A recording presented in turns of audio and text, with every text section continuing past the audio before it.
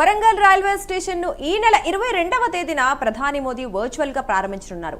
Airport తరహాలో కేంద్ర ప్రభుత్వం వరంగల్ రైల్వే స్టేషన్ ను అభివృద్ధి చేస్తుందని వరంగల్ జిల్లా బీజేపీ అధ్యక్షుడు గంటా రవి అన్నారు. కోట్ల రూపాయలు ఖర్చు పెట్టి రైల్వే స్టేషన్ ను అభివృద్ధి చేసినందుకు ప్రధాని మోదీకి కృతజ్ఞతలు చెబుతున్న వరంగల్ జిల్లా బీజేపీ అధ్యక్షుడు గంటా రవితో మా ప్రతినిధి తిరుపతి ఫేస్ టు ఫేస్.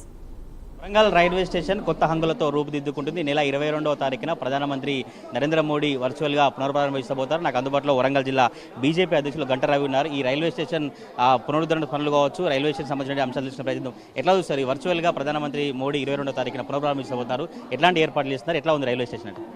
నిజంగా నరేంద్ర మోడీ గారు ఏదైతే 2014 నుంచి భారతదేశ ప్రధాని అయ్యారో వారు ప్రజా రవాణా వ్యవస్థ పైన ప్రత్యేకమైన శ్రద్ధ చూపిస్తున్నారు. దానిలో భాగంగా మన ఉత్తర తెలంగాణ నుంచి అందరూ కూడా ప్రయాణించే మన వరంగల్ రైల్వే స్టేషన్ అటు నార్త్ ఇండియాని ఇటు సౌత్ ఇండియాకి మధ్యలో కనెక్టివిటీ ఉంటుంది. దాదాపు 139 ట్రైన్లు డైలీ ఇక్కడ నుంచి ట్రావెల్ చేస్తూ ఉంటాయి. దాదాపు 1,00,000 మంది ప్రయాణికులు ఇక్కడ ప్రయాణిస్తారు. అలాంటి రైల్వే స్టేషన్కి వారు ప్రధానమంత్రి అయిన తర్వాత మొదటి విడతగా 18 కోట్లతో ప్రత్యేకమైన అభివృద్ధి కార్యక్రమాలు చేపట్టారు.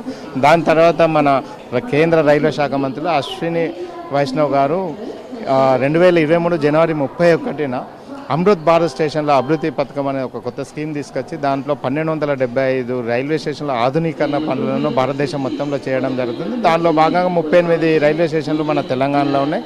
దానిలో మన వరంగల్ కాజీపేట రైల్వే స్టేషన్ కూడా ఉంది. ఈ వరంగల్ రైల్వే స్టేషన్కి అమృత్ భారత్ స్టేషన్ పథకం కింద 25,41,00,000 రూపాయలను కేటాయించడం జరిగింది.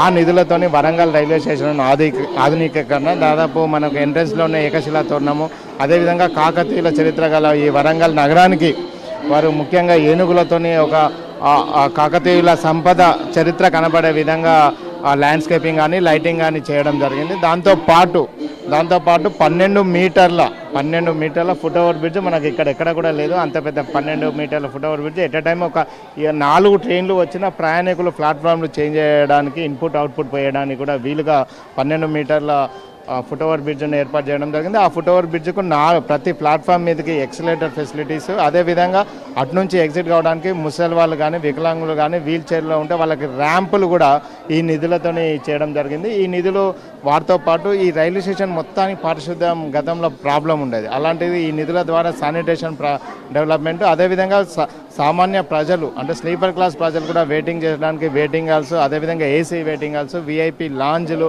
ఈ వెయిటింగ్ హాల్స్ల మీద కూడా ఈ నిధులు ఖర్చు చేయడం జరిగింది. దాంతోపాటు జనరేటర్ మెయింటెనెన్స్ కోసము జనరేటర్ ఒక రూము, అదేవిధంగా బ్యాటరీ రీఛార్జ్లు, అదేవిధంగా కంట్రోల్ వ్యవస్థ పైన ఈ నిధులను చేసి ఒక ఎయిర్పోర్ట్ మాదిరిగా ఈరోజు వరంగల్ రైల్వే స్టేషన్ని చేయడం నిజంగా మేము వరంగల్ ప్రజల తరఫున నరేంద్ర మోడీ గారికి ప్రత్యేకమైన ధన్యవాదాలు తెలియజేస్తున్నాం.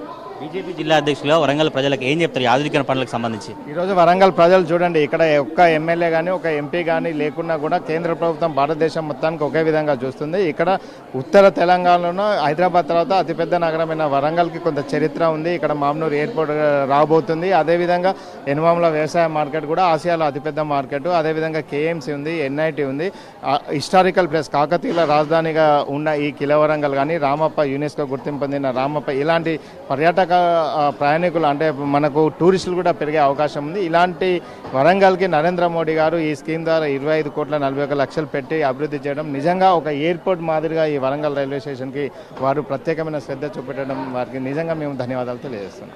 ఇది మొత్తం మీద వరంగల్ రైల్వే స్టేషన్ నూతన హంగులతో కలకలాడుతున్నటువంటి పరిస్థితి కనబడుతుంది. ఈ నెల 22వ తారీఖున ప్రధానమంత్రి నరేంద్ర మోడీ వర్చువల్గా పునఃప్రారంభించబోతా ఉన్నారు.